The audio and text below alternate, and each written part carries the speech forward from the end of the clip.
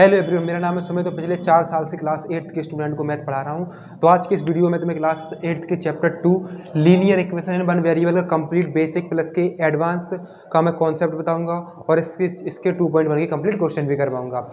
इस चैप्टर में सबसे ज़्यादा प्रॉब्लम आती है बच्चों को एक्स की वैल्यू निकालने में। तो मैं आपको इतनी गारंटी दे सकता हूँ कि अगर आप इस वीडियो को कंप्लीट देख लेते हैं तो इस चैप्टर से रिलेटेड आपका कोई सा भी डाउट नहीं रह जाएगा और पूरे क्वेश्चन आप बड़ी आसानी से कर पाओगे।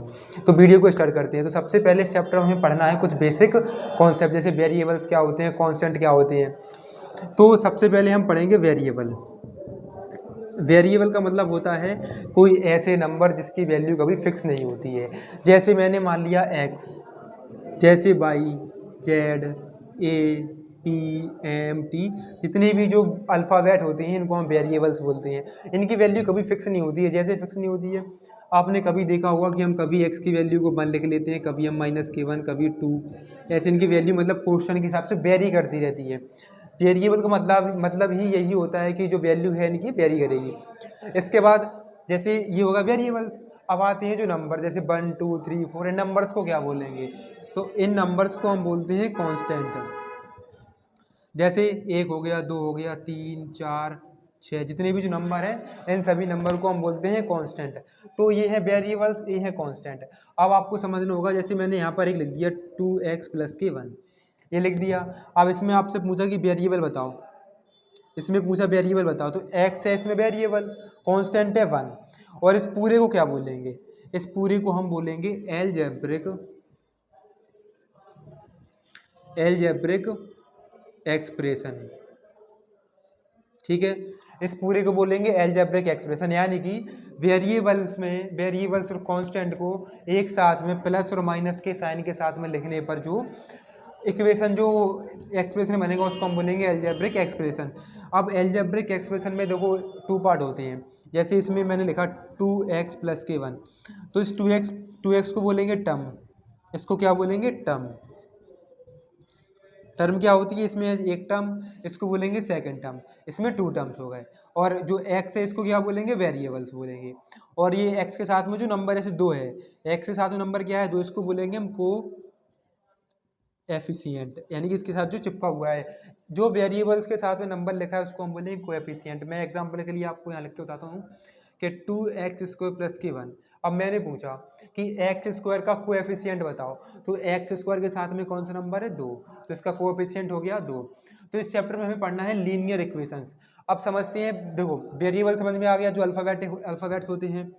कांस्टेंट क्या होते हैं? 1, 2, 3, 4, 5, 6, इनको हम कांस्टेंट बोलते हैं। अब समझेंगे कि जो लीनियर इक्वेशंस है, इक्वेशंस क्या होती हैं और लीनियर क्या होता है। जैसे मैं यहाँ पर कुछ इक्वेशन लिख दे रहा हूँ, जैसे 2x + k1, 2x² + k1, 2xy, आप कोई सी भी लिख लेना। तो ऐसे मैंने कुछ इक्वेशंस लिख दी।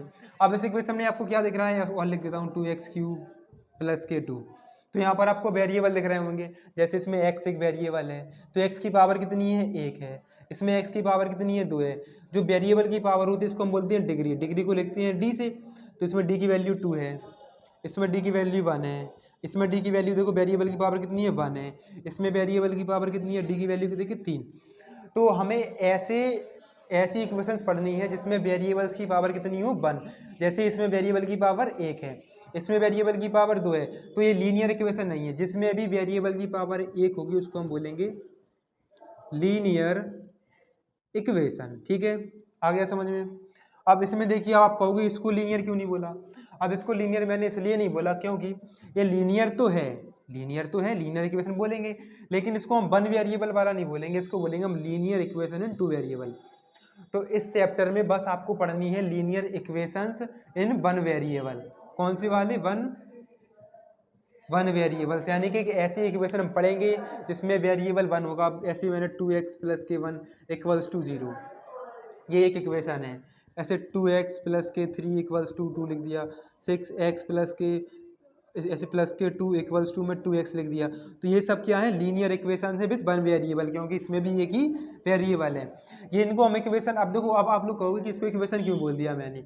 ये इक्वेशन नहीं, एक्सप्रेशंस हैं।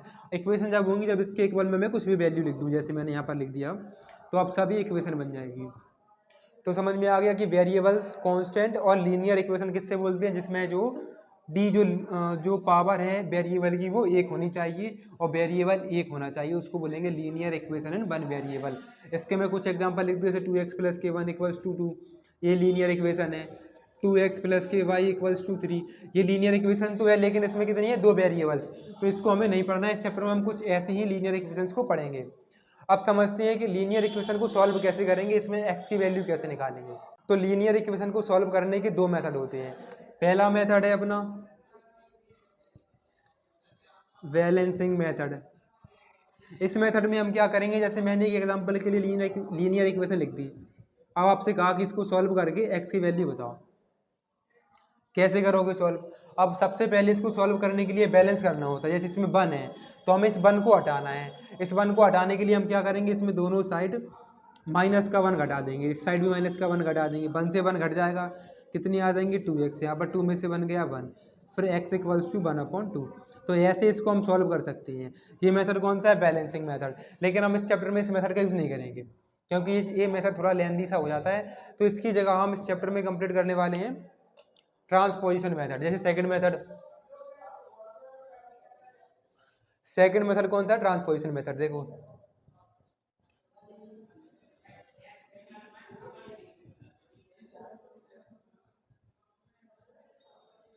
जैसे ये मेथड है, अब मैं एक क्वेश्चन लिखता हूँ फॉर एग्जांपल के लिए, 2x प्लस के 3 इक्वल्स टू 9।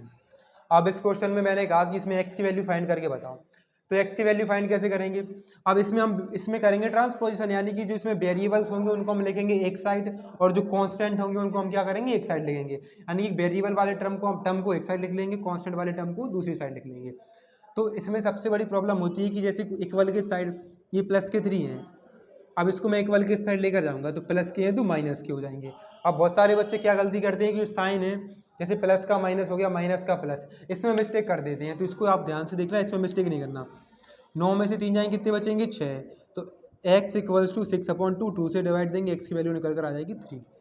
तो इस मेथड को बोलते हैं ट्रांसपोजिशन मेथड। इस मेथड में हम जो वेरिएबल्स वाले टर्म्स होते हैं उनको एक साइड लिख लेंगे, जो कांस्टेंट वाले टर्म्स होते हैं उनको दूसरी साइड लिख लेंगे। अब हम करते हैं क्वेश्चन सॉल्व, जैसे 2.1 के। आपका बेसिक कॉन्सेप्ट कंप्लीट हो गया। अब हम करते हैं कुछ क्वेश्चन 2.1 के, हम कंप्लीट क्वेश्चन करने वाले हैं। तो पहला क्वेश्चन है हमारे पास 3x equals to 2x plus के 18। इसमें आपको x की वैल्यू निकालना है। तो x की वैल्यू बस सिंपल सा, जो भी वेरिएबल्स वाले टर्म्स हैं उनको हम एक साइड लिख लेंगे और कांस्टेंट एक साइड लिख लेंगे। अब ऐसे 2x है, ये प्लस के, तो इस साइड लेकर आएंगे तो माइनस के हो जाएंगे। एक बात याद रखना, जब भी हम कोई भी प्लस के टर्म्स को, प्लस का कोई भी नंबर है, इक्वल के इस साइड से उस साइड लेकर आएंगे तो माइनस का हो जाएगा, और माइनस का अगर इस साइड से उस साइड लेकर जाएंगे तो प्लस का हो जाएगा। साइन चेंज हो जाते हैं। 3x में 2x माइनस करेंगे, x निकल कर आएगा, तो x इक्वल्स टू 18, x की वैल्यू 18 निकल कर आएगी। देख लो आगे समझ में, ऐसे ही करना है पूरे क्वेश्चन। अब इस क्वेश्चन को भी देखो सेम ऐसा ही है, ये वेरिएबल वाले टर्म है, ये वेरिएबल वाले टर्म है। अब इक्वल के साइड पहले से ये 5t पहले लिखा है, ये 3t प्लस के हैं, इस साइड लेकर आएंगे माइनस के हो जाएंगे। इक्वल टू का साइन है, साइन लगा तो माइनस के 5, अब माइनस के 3 इस साइड लेकर आएंगे तो प्लस के 3 हो जाएंगे। 5t में 3t जाएंगे, कितने बचेंगे 2t इक्वल्स टू माइनस के 5 में 3 माइनस करेंगे माइनस के 2, 2 से 2 कट जाएंगे, t की वैल्यू निकल कर आ जाएगी माइनस के 1। आ गया समझ में। ऐसे ही क्वेश्चन नंबर 3 है, सेम देखो, इसमें 5x है, यहाँ पर 3x है, तो 5x तो पहले ही से यहाँ है, प्लस के 3x है, इस साइड लेकर आएंगे माइनस के हो जाएंगे, इक्वल्स टू ये 5 है, अब प्लस के 9 इस साइड लेकर आओ माइनस के हो जाएंगे, इनको माइनस करेंगे कितने आ जाएंगे 2x इक्वल्स टू माइनस के 4, 2 से डिवाइड देंगे, x की वैल्यू निकल कर आ जाएगी माइनस के 2।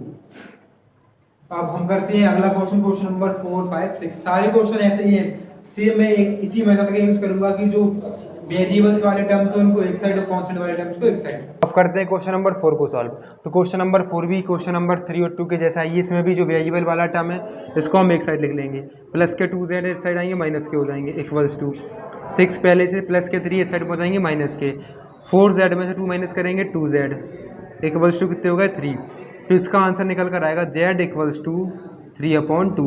अब ये 2 है, z के साथ में मल्टीप्लाई में है, तो इक्वल के उस साइड जाएंगे सामने वाले नंबर के डिवाइड में, तो इसका आंसर आ गया 3/2। अब करेंगे क्वेश्चन नंबर 5।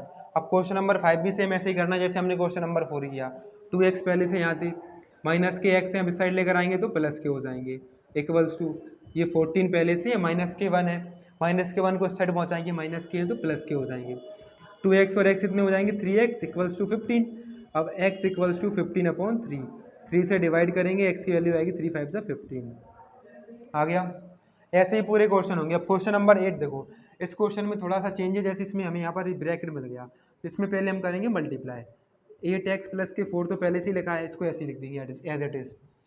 अब 3 से मल्टीप्लाई करेंगे x में 3x, 3 का मल्टीप्लाई 1 में करेंगे 3 माइनस के 3 हो जाएंगे प्लस 7। अब 8x प्लस के 4 इक्वल्स टू ये है 3x, 7 में ऐसे 3 जाएंगे, कितने बचेंगे प्लस के 4। इनको एक साइड लिख लेंगे, जैसे 8x तो पहले ही से यहाँ पर थे, अब ये प्लस के 3x इस साइड आएंगे, माइनस के हो जाएंगे इक्वल्स टू 4। अब ये 4x, ये वाले 4x तो पहले ही से इक्वल किस साइड है, इस वाले 4x को हम इस साइड पहुँचा देंगे तो माइनस के हो जाएंगे। ये आ जाएंगे 5x equals to 0, x equals to 0/5। अब किसी भी नंबर से में 0 से मल्टीप्लाई करेंगे या डिवाइड तो हमेशा उसका आंसर आएगा 0, तो इसका आंसर भी आएगा 0। अब करते हैं क्वेश्चन नंबर 7। क्वेश्चन नंबर 7 में क्या करना है, अब यहाँ पर अब मैंने एक बात बताया था कि जैसे x है, जैसे मैंने लिख दिया यहाँ पर 2x है, अब 2 जो x के साथ में किस में है मल्टीप्लाई में, तो इक्वल के उस साइड कोई भी नंबर होगा तो उसकी ये डिवाइड में जाएंगे, लेकिन अगर कोई नंबर डिवाइड में है तो इक्वल के इस साइड आएगा मल्टीप्लाई में। अब ये 5 है तो इस पूरे के साथ डिवाइड में है डिवाइड में, तो इक्वल के इस साइड आएंगे तो इसमें 5 का मल्टीप्लाई हो जाएगा x में, तो इसको लिखेंगे 5x इक्वल्स टू ये कितनी है 4। इसके बाद ये ब्रैकेट लगाया, इसको ऐसे लिख देंगे। अब पिछला जो पहले का क्वेश्चन नंबर 6 था उसमें हमने इसे मल्टीप्लाई किया था 3 से, ऐसे इसमें करेंगे हम 5x इक्वल्स टू 4 का मल्टीप्लाई x में करेंगे 4x, 4 का 10 में करेंगे 40, 5x। अब जो 4x प्लस के इस साइड लेकर आएंगे माइनस के हो जाएंगे इक्वल्स टू 40 आ गया। अब 5x में से 4x माइनस करेंगे, कितने बचेंगे x इक्वल्स टू 40 हो गया, इजी पीजी। ऐसे ही पूरे क्वेश्चन आप ऐसे ही पूरे चैप्टर को ऐसी आसानी छोड़ा दोगे, कुछ नहीं है इस चैप्टर में। चलो करते हैं क्वेश्चन नंबर 8। अब क्वेश्चन नंबर 8 में आपको दिख रहा होगा कि ये वेरिएबल वाला टर्म कितना बड़ा है, इतना बड़ा टर्म है, तो इसको हम पूरे को ये प्लस का इस साइड लेकर आएंगे, माइनस का हो जाएगा। ये ऐसे लिखे हैं 2x/3, ऐसे लिखे रहने दो, ये पूरे प्लस के इस साइड आएंगे 7x/15 हो जाएंगे इक्वल्स टू, इसके बाद ये 3 इस साइड है, पहले से 3 इस साइड है, अब ये प्लस के 1 इस साइड पहुँचाएंगे, माइनस के हो जाएंगे। थोड़ा ध्यान से देखना। अब इसका एलसीएम कितना आएगा 15, 3 से डिवाइड करेंगे। अब जो बेसिक फ्रैक्शन है उसी का यूज कर रहा हूँ मैं, इसका एलसीएम आएगा 15, 3 से डिवाइड करो 15 में 3 5 जा 15 कितने आ गए 5 को ऊपर मल्टीप्लाई कर देंगे 2 में, 5 2 जा 10x माइनस 15 का डिवाइड करेंगे 15 में कितनी बार जा रहा है 15 बन जा 15 एक बार, तो 7x में मल्टीप्लाई कर देंगे 1 से, 7x बन जाए 7x, ये कितने हो जाएंगे 2। अब 10x में से 7 माइनस करेंगे, कितने बचेंगे 3x इक्वल्स टू।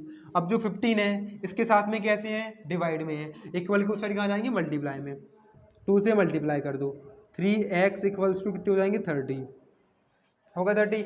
अब 3 से इसमें हम डिवाइड कर देंगे, x इक्वल्स टू 10, यानी कि यहाँ पे लिख दूँ अगर दिख नहीं रहा होगा तो 3 ऐसा हो जाएगा, x इक्वल्स टू 30/3, 3 से डिवाइड करेंगे x की वैल्यू निकल कर आ जाएगी 10। तो ऐसे ही पूरे क्वेश्चन उड़ाने हैं, सेम ऐसे ही जितने भी क्वेश्चन है इस चैप्टर पे आप बड़ी आसानी से कर दोगे, कुछ लगा इनमें टफ कुछ नहीं है, सेम पैटर्न फॉलो करना है। वेरिएबल्स वाले टर्म्स हैं इसको इस साइड लेकर आ जाओ, प्लस किए माइनस के हो जाएंगे, माइनस किए प्लस किए हैं, कोई नंबर मल्टीप्लाई में तो उससे डिवाइड में चला जाएगा, डिवाइड में है तो मल्टीप्लाई में, है ना ईजी। अब करते हैं इसके लास्ट 2 क्वेश्चन और। क्वेश्चन नंबर 9 में भी सेम ऐसे ही करेंगे, जो वेरिएबल्स वाले टर्म्स होंगे उनको हम एक साइड और कांस्टेंट टर्म्स को एक साइड। जैसे 2y है, ये तो पहले से इस साइड है, और माइनस के y इस साइड लेकर आएंगे, प्लस के हो जाएंगे इक्वल टू 26/3 पहले से यहाँ है। अब ये प्लस के 5/3 है, इस साइड लेकर आएंगे, माइनस के हो जाएंगे 5/3। 2y और y कितने हो जाएंगे 3y इक्वल्स टू, इन 3 देखो इसमें भी 3 है इसमें 3 है, तो इसका एलसीएम 3 आएगा, और 26 माइनस के 5 एज इट इज लिख देना आप। यहाँ कितनी आ गए 3y इक्वल्स टू 21/3, 3 से डिवाइड करेंगे 3y इक्वल्स टू 7। अब मैं इसको इस साइड लिख दे रहा हूँ, नीचे दिखेगा नहीं, 3y इक्वल्स टू 7 हो गए थे, तो y इक्वल्स टू 7/3। मैंने क्या बताया कि कोई भी नंबर अगर वेरिएबल के साथ में मल्टीप्लाई में है तो इक्वल के उस साइड जाएगा डिवाइड में, तो 3 से इसमें हम डिवाइड में कर देंगे 7/3 आंसर। क्वेश्चन नंबर 10 सेम ऐसे, ये देखो 3m तो पहले से ही लिखा है, लिख दिया मैंने, 5m प्लस के हैं, इसको एक साइड लेकर आएंगे, माइनस के हो जाएंगे इक्वल्स टू -8/5। हो गया। अब 5m में से 5 में से 3 माइनस करेंगे, कितने आ जाएंगे 2m इक्वल्स टू -8/5। अब यहाँ मैंने क्या किया था कि जो 3 है बाई के साथ में मल्टीप्लाई में थे, इक्वल के उससे डिवाइड में चले गए। ऐसे 2 है m के साथ में मल्टीप्लाई में, इक्वल के उससे डिवाइड में चले जाएंगे। m इक्वल्स टू -8/5, माइनस के 2 इस साइड आएंगे डिवाइड में, माइनस के 2 से 8 में हम डिवाइड करेंगे तो 2 4 8 यानी कि 4/5। तो इसी के साथ मैंने इस चैप्टर के 2.1 के क्वेश्चन भी करवा दिए, इसका बेसिक कॉन्सेप्ट भी बता दिया। तो नेक्स्ट वीडियो में इसका मैं 2.2 भी करवाऊंगा, यानी कि इस चैनल पर मैं कंप्लीट क्लास 8 का मैथ जो एमपी बोर्ड के हिसाब से रहने वाला है, बोर्ड एग्जाम के हिसाब से, उसको करवाने वाला हूँ। तो मिलते हैं नेक्स्ट वीडियो में।